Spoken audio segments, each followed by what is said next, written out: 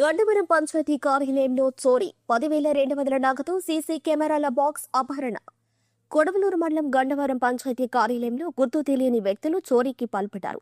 బుధవారం అర్ధరాత్రి పంచాయతీ కార్యాలయం తలుపులు పగలకుంటే లోపల ఉన్న బీరువాలను పగలకొట్టి ఫైళ్లను చెల్లాచెదురు చేశారు. ఉదయం కార్యాలయానికి వచ్చిన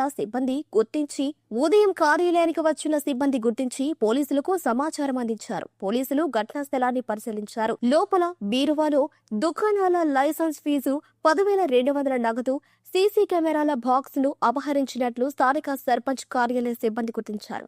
ఇంకా కార్యాలయంలో దస్త్రాలు ఏమైనా మిస్ అయ్యాయో లేదో అని పరిశీలిస్తున్నారు.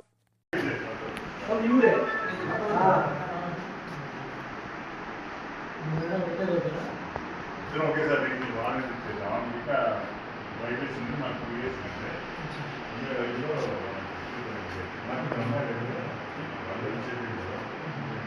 అందులో